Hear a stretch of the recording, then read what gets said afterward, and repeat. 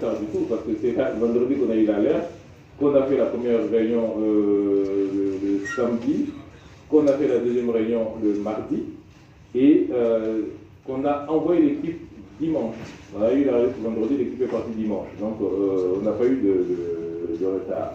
La chose, c'est que l'équipe fait 417 km sur cette route-là. Je vous ai dit que l'équipe a mis 2 jours pour atteindre la zone à cause de la route qui est très mauvaise en période de pluie.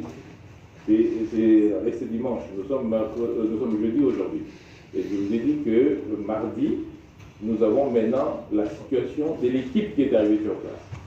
Il a déjà fait les prélèvements, et donc je réponds aussi à la même question pour dire nous attendons le résultat de ces prélèvements. J'ai dit que ça va à Kikwit, parce que la zone de santé est très très éloignée. Elle n'a pas un laboratoire, elle, dans cette zone de santé, capable de nous donner des éléments qui puissent nous répondre. Mais maintenant, les échantillons ont été prélevés, on va avoir les résultats, et ça nous permettra de savoir effectivement quelle est la meilleure stratégie à faire. Parce que si on tombe que c'est une grippe, ce n'est pas la même chose que si on tombe que c'est une autre maladie. Et donc c'est ça qui est important pour nous, c'est le diagnostic. Ce n'est pas qu'il fallait déjà alerter, protéger les autres provinces, on va les protéger de quoi? On veut d'abord savoir. Et 3-4 jours, ce n'est pas du retard.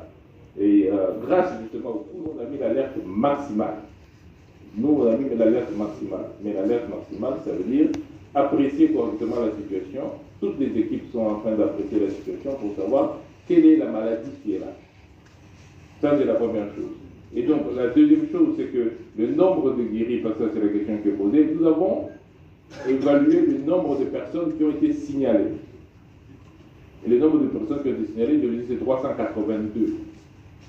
Et je vous ai dit que dans les centres de santé, il y a eu 27 morts. Sur les 27 morts, je vous ai dit qu'il y en a 10 qui sont morts parce que c'était un besoin de transfusion dans cette zone de santé très éloignée. Ça, c'est le relèvement, le relevé que l'équipe qui est partie fait sur le terrain. La communauté, c'est-à-dire maintenant, dans la population, on signale qu'il y a, depuis le 24 octobre, si on compte le nombre de décès, on est autour de 44. Sauf que ça, c'est ce qui est rapporté par la communauté. Rapporté par la communauté, ce n'est pas évalué médicalement pour savoir si tout ça est lié au même phénomène.